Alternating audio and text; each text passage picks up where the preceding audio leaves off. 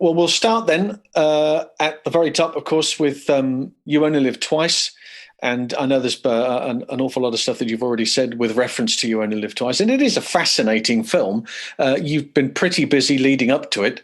And this must have been a huge set, firstly, to work on, but also the fact that you've got Bill Weston to thank, I think, for getting you on the picture in the first place, if I'm not mistaken. Absolutely. Yeah, dear Bill, I met him earlier in '66 when we both went for an audition for a movie with Gregory Peck in Switzerland called The Bells of Hell Go Ting-a-ling-a-ling, which right. I got the part, doubling Ian McKellen when he was a young man. And I went out there and had a 9-week contract, and we worked for about 6 or 7 weeks, and they cancelled the movie, and I got paid off, luckily, the 9 weeks, and came back. And I'd met Bill, as I said, at the audition for it at MGM, when MGM used to be an EMI in Boreham Wood. Right. And we became friends, and I got back and I called him. I said, the film got cancelled, but I got paid. Great, all this stuff. He said, okay, well, look, why don't you go to Pinewood and take my place on You Only Live Twice. Right. Bill was working on 2001 with Kubrick, and it was going on and on and on and on and on. And he said, just go up there and tell them you're going to replace me, which you don't actually do that. But anyway, bless him. I went along, and Bob Simmons was the coordinator, and George Leach was his partner on it. And I met both of them, and I was just awestruck, going into Pinewood Studios, which was the first studio I'd ever worked at anyway. And I saw this massive, great building, all covered in canvas, scaffolding building. It was bigger than St. Paul's Cathedral, right? And which is on the back lot where the 007 stage is now, right? And I went in there and met them and everything else, and it was huge. It's just this great amphitheater inside, and they said, "Oh, we're looking for stuntmen to slide down a rope from the top of the roof there, and it's like 125 feet. Do you think you could do it?" I said, "Oh, yeah, of course I can. No problem." And I'm thinking, oh my God, that will never happen. Yeah, and true. I got the job anyway and went along there. And in those days, I was very fit, and I was a jockey, so my power to weight ratio is very good. And so it worked out that I was great sliding down the ropes. You have to handle your own weight sliding down, and they'd had this system rigged that where you have just over an inch diameter rope, and you have a piece of hose pipe split, and you put round it, and you use that as a brake shoe. So you're basically holding and using your own weight. So I did that, and then I got advanced even more upwards, and I became one of the guys that came down one-handed using a device to decelerate us, and so you could come down one-handed firing a machine gun. Got it. Okay. And so I was now up with a hierarchy. But the whole thing about You Only Live Twice for me was the fact that it was just networking with all these stuntmen, because every stuntman in England that was not working, and there were very few not working. Yes, exactly. Yeah. There were a lot not working, I should say. And so I met all these stuntmen, from Joe Powell to everybody, all the way down the line. So it's still been good stead along the years afterwards as well. I mean, and I learned an awful lot. The other thing to bear in mind, on my understanding of it, is that the register, as we understand it, or the group of stunt professionals that were working there weren't actually that many, and they needed many more, didn't they? So they would presumably have to bring people in from other physical walks of life, right? Oh yeah, there was probably 20 or 30, 35 maybe stunt people in those days, right? And they wanted over 100 people to be ninjas on the attack. So they came in from all walks of life, as you say, from taxi drivers to bouncers on the door to all sorts of thugs, the underworld. Amazing amount of characters. Tom, Dick, and Harry all thrown in. Oh yeah, but fantastic characters, and you could buy anything you wanted on the set. There were people bringing in, smoked salmon to sherry. It was just before Christmas. Everybody did all their Christmas shopping from all these dodgy deals that all these people had got going. I bought my first car on it with my first stunt adjustment, which was £90. And I bought a Ford Anglia, like Harry Potter drives. Right. I bought that with £90. And I said to the guys, it's got bald tires. Could anybody do tires? I went, oh yeah, what's the make and everything else? I told them. So the next day I drove to the set, and somebody turned up with a rented Ford Anglia and just swapped the wheels over. Swap the wheels off it. We went. That was life in those days. It's fantastic. Well, that's it. You could clearly get anything in those days. But that's, from having worked on that and thinking, I've done really well out of that. I've met a lot of people. And look, I've got myself a car and I've got 4 new wheels. Happy days. And plenty as much sherry and as you could drink. Sounds like a great job. But of course, you said the networking there. Of course, you'd worked with Bob and of course with George, who played a big part in not only on Her Majesty's Secret Service, but your life generally. But that's the next Bond that we look at is on Her Majesty's, and that was an incredible experience for you. Yes, again, it was a stroke of fate that I got on Her Majesty's Secret Service. They'd been shooting in Switzerland a long time before I got called up, and I was down at my father's stables one day. I walked in there to ride the horses, and the phone was ringing. There's nobody in the house, so I answered the phone, and somebody said, we're looking for Vic Armstrong. I said, well, that's me. They said, oh, great. Are you free for 2 weeks starting next week? I went, yeah. So they said, we'll get back to you. And I didn't know what the job, who it was or anything. So eventually they called back that night and said, okay, you're leaving on such and such a flight from Gatwick. And I said, yeah, what's the job? They went, Bond, of course. I went, oh of okay, course.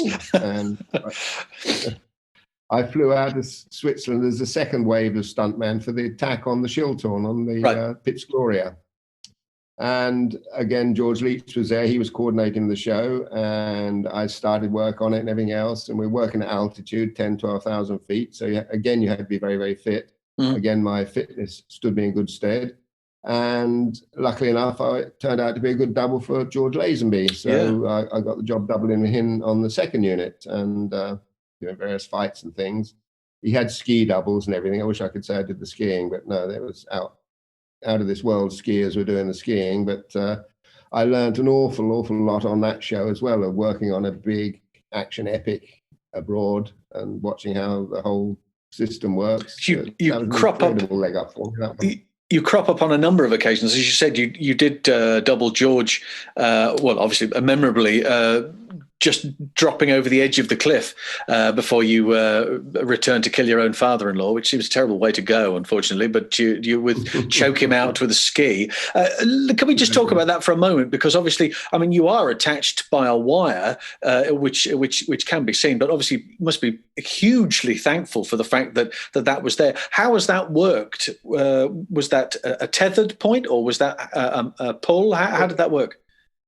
Even in those days, it was all a bit Heath Robinson. We had the cable and everything else, and the cable was tied off to a fir tree up the hill, and we measured it out. And what we couldn't do was, because of, there's no CG in those days. Nowadays, you'd walk all over the snow and they'd make it look smooth. Yes, of course, yeah. But we couldn't walk over the snow to the edge of the cliff, so we had to just throw the cable out there and guesstimate how long it would be and where it would attach to my ankle, where I would get to. So we did all this sort of stuff and measured it out and everything else. But the prelude to that was that same cable they had been using in the bobsleigh run, and Joe Powell, another fantastic stuntman who was jumping in Blofeld, come down the bobsleigh run, look up, and there's a forked branch hanging over the bobsleigh, which whips him off and catches him. So Joe Powell did that particular stunt, and he had a cable, the same cable, same roll that I was using, and attached to his back. So when he looked up, he got snatched out of the bobsleigh run, so he didn't actually contact the tree. Yeah. And the cable snapped, knocked Joe out when he hit the thing. So all the time I'm now measuring out my cable to go over the edge of the cliff, all I could see in the back of my mind was Joe's cable breaking. Of course, dear. He had a lot more impetus and power and speed on his absolutely bob run, but even so. So now I get to do the stunt, and I have to come from behind camera, run, dive on my belly and slide over the edge of the cliff and stop. And I stopped where I thought I was going to stop, but then suddenly I shot another 3 or 4 feet further down over the edge of the cliff, because the snow that was underneath was about 3 foot thick, and that fell off, and so obviously made my cable 3 foot longer. So in the desperately trying to scrabble back onto the edge again. Yeah, that was fascinating. And of course, from On Her Majesty's, then we go into Roger's era with the first of his Bonds, which of course was at Pinewood on this particular occasion. It was only a brief sequence. I'm always fascinated as to how you became involved in doubling Roger when he's hanging over the shark pen there with Jane Seymour. How did that happen in the first place? Well, that again was a very fortuitous for me. Bob Simmons was coordinating, choreographing the fight, and I got called in because Roger's normal stunt double, Les Crawford, was off sick. He couldn't get there, had a cold or something, so they called me in. Right. And I had 2 weeks of literally fantastic tuition of learning how to choreograph fights, how to work them out, how to invent them with Bob Simmons, who was very underrated and never got the credit, I don't think, that he should have done, because he was a brilliant choreographer and working out the angles for the camera and how they'd shoot it and everything else. He was second to none. So I'm working very closely with him, working out the fight after I've come off the suspension thing I was hanging on, and then knocking Yaphet Kotto into the whatever he fell into with a pellet in his mouth that then exploded. Oh yeah, right. I learned a huge amount, and while we're doing it, we were talking about From Russia with Love, the fight in the train carriage, which a lot of that fight was based on. It's very close quarters, very realistic. And From Russia with Love has always been one of my favorite fights. I think the tension, you don't need people crashing through airplanes and jumping. No, it's intense, violent. It's fantastic. Peter Hunt made that sort of very useful situation by having 3 cameras running at the same time and then doing like 3 takes, having one with the actors, having one with the doubles, and then having another one with pickup shots, and then you giving everything to the editor and going, look, that's everything you need, just make the best out of everything. It was very, very useful, I must admit, back then. No, it's brilliant. And then, of course, doing it that way, when you do suddenly see the double, then you can cut round to the angle where the actor is. It's very, very, very clever. And I learned so much from doing that sequence. And again, now I've got three notches on my belt, sort of thing, of bonds I worked on. So suddenly, when you do go for jobs, because you had to go and sell yourself and knock on doors, and they say, "Who are you? What have you done?" And well, I did the last 3 bonds, dabba-dabba-doo, and nobody really asked what you did on them, but the fact that you worked on them and everything else, it stands you in great stead. So that was. All 3 were an incredible accelerator for my career, I must say. And standing up there, did you literally just sort of had to grab the bar from the underside and then flip over to get the momentum to let it swing back so you got off the other side? Is that how that worked? Yeah, it was, but the whole thing was a bit of a mess, really, because we had a platform and then there's a hoop over it, and the top of the hoop was attached to a chain. Right. I cut myself free with a special watch he's got, and then do a handstand on the edge of the platform and just hold on tight and swing around in a big loop and drop onto the ground. Right, okay. We rehearsed and everything else at low heights and swinging around onto a pad, so I landed. When we came to shoot it, we were then 8 feet off the ground, wherever it was, and I did the jump, or at least the movement, and as my weight came down on full force, because there were no pads underneath me, it was just my weight. Obviously accelerates your weight, exaggerates your weight. The whole platform bent and shifted. So I dropped another sort of 18 inches and smashed into the ground with my heels. Oh. And really, really busted them up badly and bruised them. I couldn't literally walk, It was the end of the day and the take, and we did it. And I literally went to the bathroom and got loads of tissue paper and rolled them up, put them under my instep, because my heels couldn't touch the ground. They're so couldn't painful. Put them down. Wow. Certainly bruised. It's what they call guardsman's heel. Right.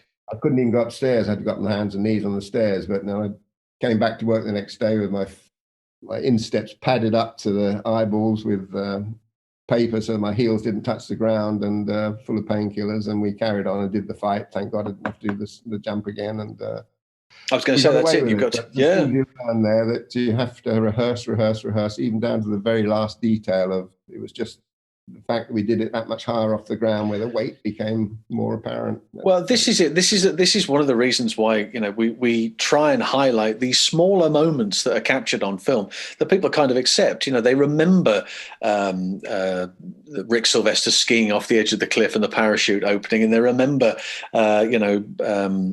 Wayne Michaels jumping off the top of the dam. But what they tend to forget is little moments, like, for instance, you doing that and then busting your ankles up afterwards. They never see that as that's what happened afterwards. They don't understand how many days it took to work it out. And as you say yourself, you've got a great deal of experience from Bob. You then went off and had a massive career all over the world and left Bond for quite some time until returning to, from a coordinating point of view, really, with Never Say Never Again. What were you doing prior to that, leading up to it? Did you get how did the phone call come to you? Was it from the director or from an agent? How did it work? For You Only Live, for Never Say Never Again, Dave Tomlin, the first assistant director, who's a fantastic assistant director. I did a lot of shows with him, Superman and Bridge Too Far, and he did one of the greatest first assistant director in the world. He did Gandhi, and his call sheet is legendary on Gandhi, where it has 250,000 people dressed and having had on set at 7:30. Means having had breakfast, and he did that with 2 assistants. He's just incredible AD. And he was involved. He was a friend of Sean's. He got involved with the movie, and it was a very troublesome movie in its whole production state. But he was almost a producer on it, and he said, "Look, we're going to get Vic on it, and he'll double Sean and coordinate and everything else." And then I just went along. It was, we were part of a team, really. We worked together, and so Dave really was the one that got me on that show. There's a couple of terrific moments, and obviously you're doubling Sean throughout the picture. There's maybe did you double him the entire picture? I think there might have been something inside the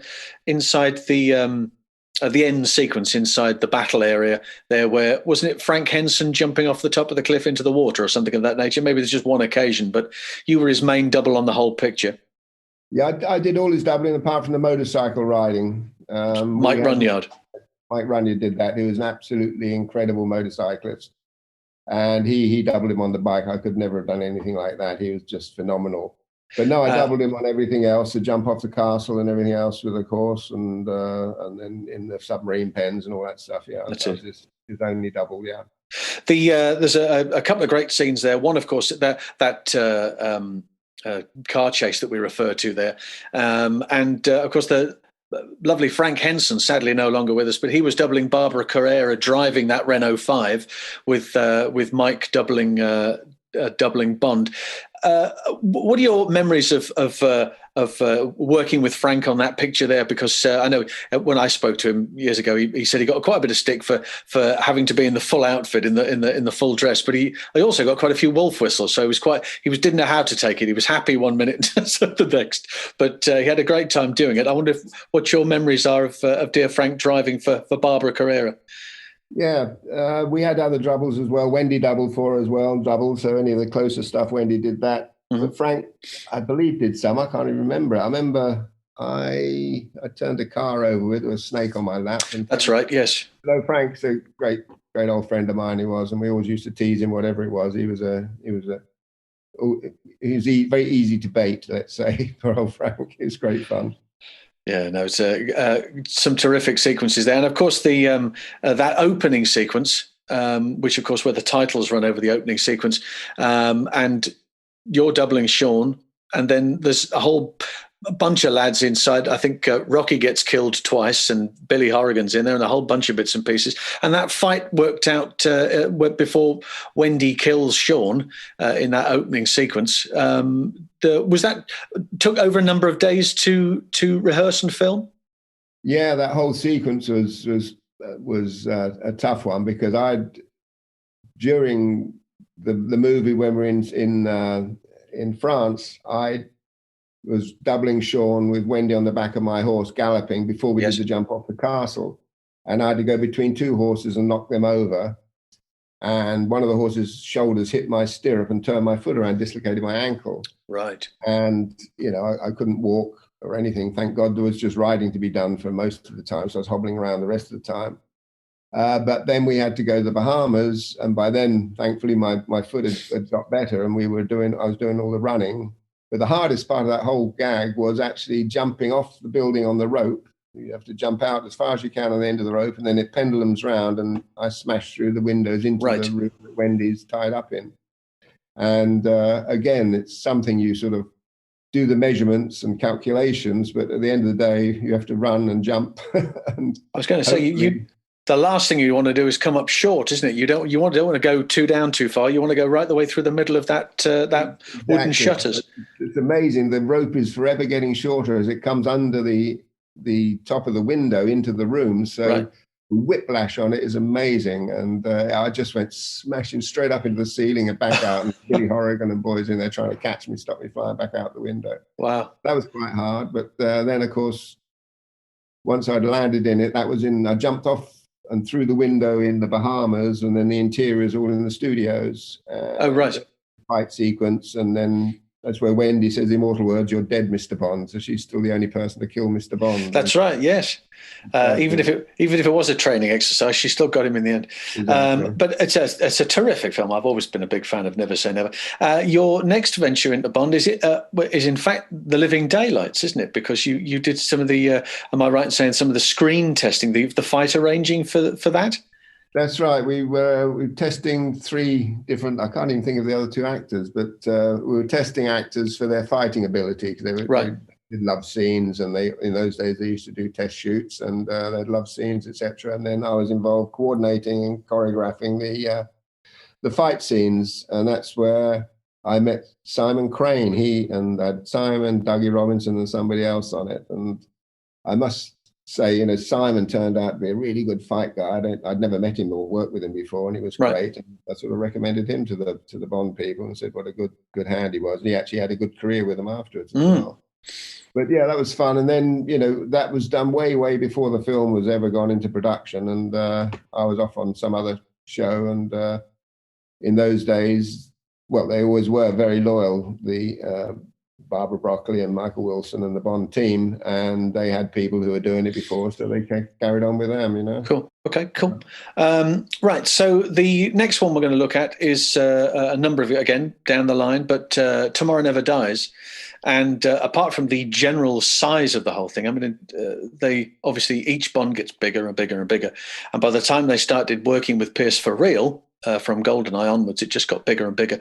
And Tomorrow Never Dies is huge. It's just absolutely enormous, isn't it? You must have looked at what they had asked for you to do and thought, okay, is there any time that you look at it and go, we're going to have to really push the boundaries here, or do you look at everything and go, no, it's easy, we can do this. This is not a problem. There's always a way to do it. Yeah, there is always a way, and each one you take as a separate example and a separate challenge, and you just work it out from the ground upwards and sort it all out. And I remember I was in LA shooting, I think, Starship Troopers when I got the call to go and do it. Roger Spottiswoode called me, right? Who I'd worked with Roger on Air America, and he's a great friend of mine, and he asked me to come over and do it. And I turned up and went up to the Eon's offices in London and saw them, and they were quite funny actually, because I think Cutthroat Island had just come out, and they said, "Oh yes, doing it. That was such a dreadful film. What were you doing on that?" And I said, "Look, I think the action was very good on it." Yeah, exactly. I have no control over what the film's like at the end of the day. It's Rennie Harlin's your director, and everything else. We do what he wants, and I think the action was very, very good on it. The film may not have worked. Anyway, whether it's a negotiating tactic on their behalf or not, I don't know. Anyway, I'd got the job and everything else, and then it was a big one. The big motorcycle chase was one of the biggest challenges on it, where they wanted the girl sitting on the front of the motorcycle and on the handlebars and handcuffed together. She's doing the throttle and he's doing the clutch, or vice versa, and moving around the bike. Which, funny enough, they copied a very similar thing on A Night and Day with Tom Cruise, I seem to remember. Yeah, I think I do remember something very similar. I must admit there was a couple of things in that which I particularly enjoy. I mean, firstly, where on earth did you find Jean-Pierre Goy from, and how long was the process of working between him and Wendy to work out that sort of ballet that took place on top of the motorcycle? Well, Jean-Pierre Goy, again, was an absolute godsend for me, because that was my biggest worry, who I get to ride the motorcycle. We decided we wanted a big motorcycle. The days are gone from the old TV shows where everybody just happens to find a nice off-road motocross bike that they can jump on and do all these magic jumps and tricks with. We wanted a genuine road bike that was far too big and was completely out of context in the things you're asking it to do, to give it some realism and some excitement. Right. So I went to Thailand and Vietnam, looking at location and everything else, and came back home and was getting down to the moment when I now have to decide who's going to be my motorcycle double. And I was looking at people and everything else. And I'd been talking to my brother, actually, Andy, who was in America, and he'd done a picture. And he kept telling about this incredible motorcyclist he had called Jean-Pierre Goy, who did a nose wheelie. Jean-Pierre holds the world record for wheelies, distance-wise, and nose wheelies, length-wise, everything. Right.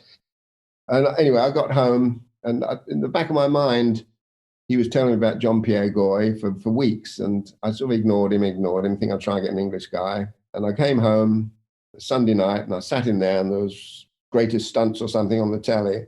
And there was an article about Remy Julien, one of the great car drivers. And I'm looking at it, and this guy's riding this motorcycle, a BMW, funnily enough, up over a bridge, which is only 18 inches wide, the like Arnhem Bridge. There's a bridge too far, one of those Dutch bridges. And he's riding up over the top of the arch of the bridge and down and along and up and over the next one with no safety, no nothing, except a car driving beside him with a trailer with some pads in it. If he fell off, he'd go in there. So, 60 feet down.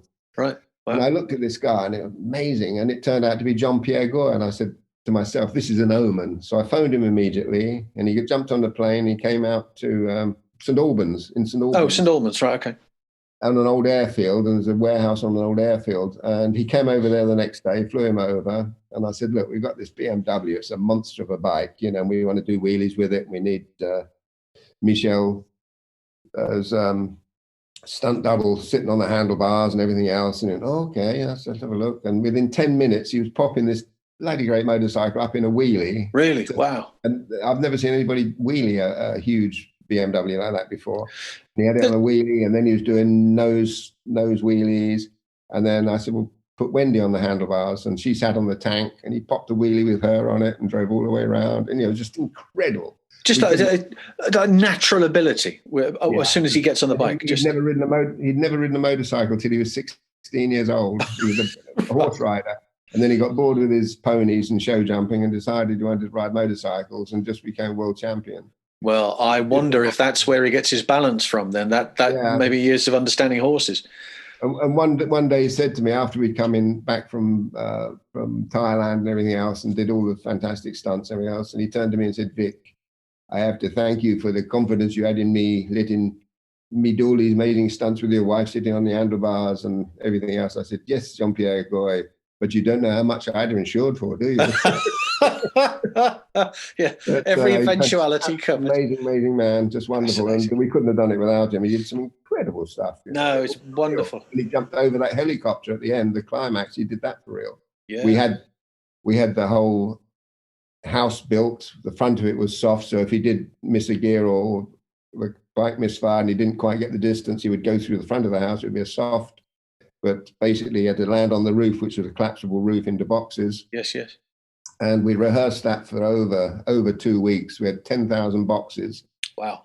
Built on the other side of the house. So he'd rehearse on the same roof he was going to be jumping off, but in the opposite direction, jumping into boxes, so he knew exactly what gear, what speed, what he was going to be doing. But even so, it's just an amazing stunt. You'd never do it nowadays. It'd all be CG. It would be CG, wouldn't it? Yeah, done for real. I wanted to look at it and put my hand on my heart and be able to say, no, he did jump over that helicopter with a bike for real, It's fantastic. I was like, I love Dickie Beer's face as well, because Dickie's gone down to collect him. He's on the crane, and he's obviously hooked him on, and they both come up together, and he's like the happiest man in the entire world, First say, look, this has actually worked. It's fantastic. They also did a lovely wardrobe thing partway during that motorcycle chase. Obviously, the positioning of Michel Yeoh's arm was obviously giving us some sort of discomfort. Maybe they looked at some of the shots during the action and had created a shirt that was one color to here and then one color from the elbow down, so she could hang on normally, which I thought was rather nice as well. It was a really clever little thing, little visual thing that helps. The huge success, of course, of Tomorrow Never Dies. The rest of the world assumed that you'd be a shoe-in for the next one, and then, of course, the pre-title sequence, as it was originally, had nothing to do with a boat chase in it at all, did it?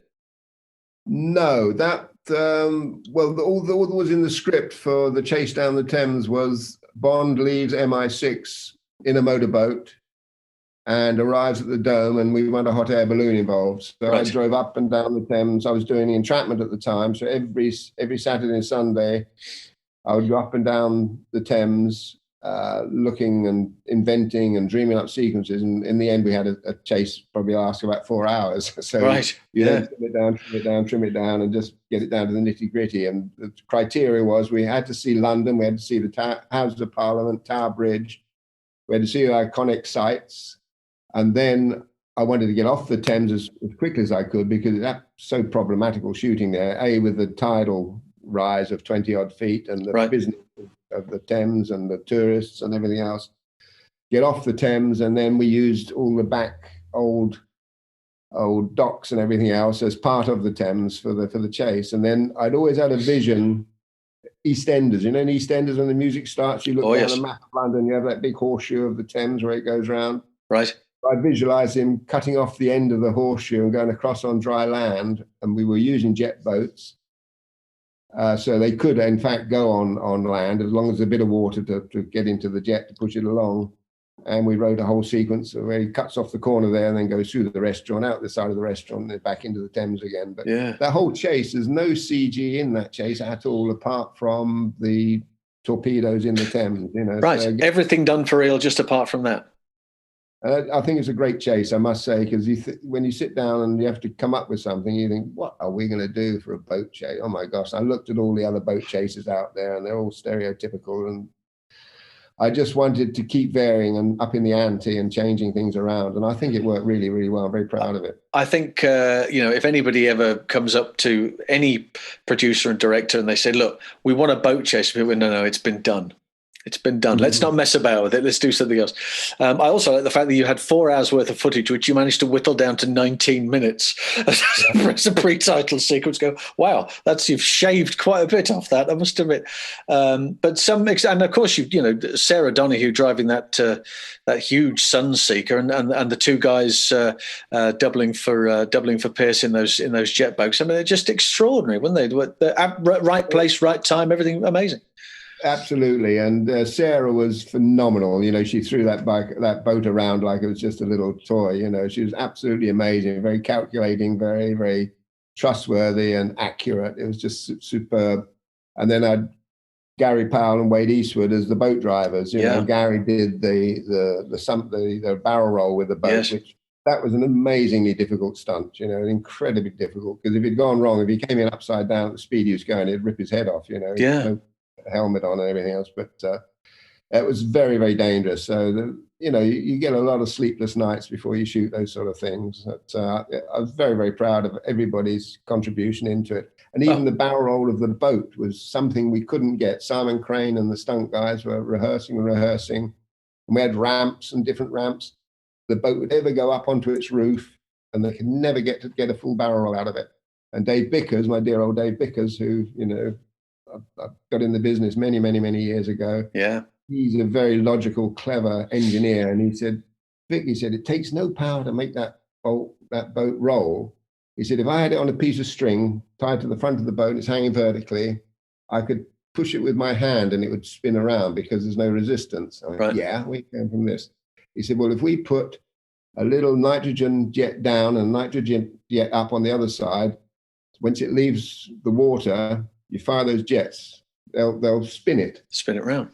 And that's what we did. They tested it and it landed, the right way up every time. And so then we went and did it on the day. But even so, Gary Powell, who drove it, he had to be absolutely the split second correct when he hit the button. And you imagine the speed and trying to get the boat right, and you're bouncing across waves and it hits the ramp. You've got to hit that button exactly right. Yeah. Have the common sense or the wherewithal to do it.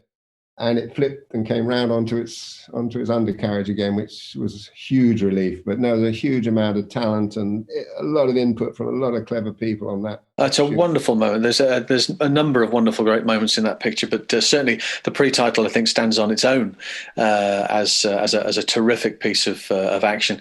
And finally, of course, your work with Bond ended with, or die another day. So you've gone from water to frozen water in a very short space of time. But again, lots of difficult things to consider. In particular, that wonderful ballet on ice between the two big supercars, and a great deal of planning ahead going into that as well. Yeah, I'm very, very proud of that chase on ice. And again, luck, fate, everything was in my favor. You know, I went up to Iceland twice on recce scouting and looking at the lake, because it was always, literally a lake when we ever saw it. I never saw it frozen until I went up there the day I was shooting on it. Right. And it had icebergs in it. So we decided, we also went around all around North America looking at lakes, but unfortunately all the lakes come with a lot of snow. Yes. So we didn't want the snow. We wanted the clear ice. So we figured that would be the best place to do it, up in Iceland. And we had to stop the end of the lake where it goes into the ocean, because it was tidal water would come back into the lake and the salt water would stop it freezing. And we needed it frozen. And it only froze just the week before we went up there. And we kept getting reports saying it's getting colder, it's getting frozen, it's all frozen. But every time I've been on a recce up there, we'd had horizontal rain. You couldn't see more than 100 meters. It was just dreadful. And so I really didn't know what we were going to do during the chase. I had certain plans in my mind of the different things we would do, but we had to see them to be able to do them in the weather. Anyway, I arrived, and the day I arrived, it was brilliant sunshine. It's like the south of France. I couldn't believe it. And I got off the plane and we drove out to the lake, and we had a plate unit there shooting background plates. And I said, look, let's start shooting today, because God knows when we're ever going to get much sun, you know. I had 2 weeks to do the chase, and they said, well, we haven't got a camera. I said, look, there's one on the helicopter. Let's take that one. And we took the camera, and we started shooting with that the first day. And the sun came out for 13 consecutive days. And my driver, who was the same age as me, he'd an Icelandic man, he'd lived there his whole life, and he said he'd never seen his whole life more than 3 consecutive days of sunshine, and I had 13. It was just phenomenal. We just shot and we shot and we shot, and the snow melted off all the icebergs. So you got wonderful blue, shiny icebergs instead of big, fluffy white balls. They were beautiful blue, and the lake was glistening. It was absolutely phenomenal. And we had safety people there, and they used to drill the ice every day where we were going. Make sure it was thick enough. But it was like a trampoline. You'd be on it, and the cars would go by you. Really? Wow. It was like COVID, actually. You couldn't stand less than 2 meters apart. Right. People in one place. Right. And as the cars go by, it's like a trampoline. The whole lake would go up and down. It's quite off-putting. Bloody hell. I was very, very, very proud of that chase, I must say. Oh, it's extraordinary. I mean, that's one of the highlights of the film. Most certainly, I think, is the extraordinary work on there. And then the two, you got Georgie Cottle and Ray DeHaan in there. When I was talking about it, and we got into the nitty gritty about how the chase was going to go, I decided we needed 4-wheel drive cars, because rear-wheel drive cars, you'd just be spinning around, you wouldn't get any traction, everything else. It costs over $1 million to do those cars, just to change the Jaguar and the Aston into 4-wheel drive. And wow. Chris Corbold and his team did an amazing job doing all the engineering and everything else on those. It's about unsung heroes. They were fantastic. They made those cars in a 4-wheel drive, and in the end, we just needed 1/8 of an inch studs on them. I thought we'd have to have big spikes and everything, but just 1/8 of an inch studs. Small amount. We actually got wheel spin and everything else, but still had traction. And my 2 drivers were phenomenal. It's just everything worked again so well. It was amazing. That's great. I mean, I must admit that was I met you down on the pre-title down at Aldershot, and that was a very different occurrence down there. I must admit, from watching these two guys driving these fabulous cars around on the ice, to be standing there knee deep in mud. I mean, it was absolutely shocking.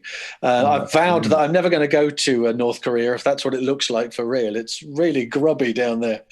But it was quite funny, because when I read the script, it had North Korea, Japan, Cuba, and somewhere else, and Switzerland or wherever it was. And I thought, wow, this is going to be great. And we ended up we had 2 days in Malaga for Cuba, and then and Aldershot for North Korea, and Tokyo got thrown out the script. So after all the great expectations, we ended up in sort of pretty paltry locations. But I've got to say, of all the things I've done, I'm as proud as anything of that chase, because it was interesting to watch as well. It was so balletic, and I had some great big wide helicopter shots with the glacier in the background and icebergs going by in foreground. It was just phenomenal. I mean, you would think, and this is we talked there earlier about, that entire boat chase and only having one CGI shot in it. Well, you would look at this whole, the ice chase and think that those cars have been CGI'd into the location, but it's not. They are very clearly there. They are very clearly sliding around on this. And what with this, there was a new form of editing called ramping, where you would speed up the edit from one place to another. It looked terrific. It was fabulous. You should be proud of it. There's no doubt about it. Yeah, and it's quite funny because we then got to the moment where his car gets flipped over and then he fires the ejector seat and puts it back on its wheels again. Now, we could not do that in Iceland because of the pressure of hitting the ice. It had just gone straight through it. So we went up to Risington, an airfield I'd worked on a dreadful movie called The Avengers. It was an awful movie. I wasn't going to do the movie originally. Yeah. And I didn't do it. I did a Bond instead. And then when the Bond wrapped, they called me to do a chase on the Avengers, which involved an E-Type Jaguar and everything else. That's right, yeah. We went to this place, Risington, to do some aerial shots. And it's stuck in the back of my mind because it's an amazing location. It's in Gloucestershire, but there's no horizon. There's no hills, there's no forest, there's nothing. You stand on the runways and you see nothing around you. Right. So when we started doing the work for the boat, the ice chase, we had to find somewhere to do the car flipping back onto it. So I said, look, Risington's the place. We can paint the runway and make it look like ice.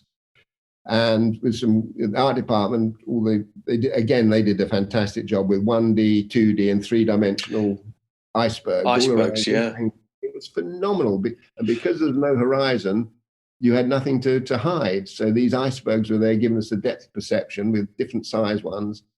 And so we did that on the runway on cement so we could fire it and flip it back onto its wheels again. So it's serendipity, everything just clicked into place, and one job leads to another, and you have this sort of this memory bank of experiences that you can then analyze and use and change and use in other movies. It's quite an interesting job, really. Well, the fella there in Iceland said he'd never seen 3 days of sunshine, and you had 13 days, and obviously the gods were smiling down on you, and we're very grateful for you taking part in this as well, Vic. So thank you very much indeed. And you keep up your good work for our stunt people. Thank you very much. Appreciate it. I'll do my best. Thank you, Vic. All the best to you, mate. Bye for now.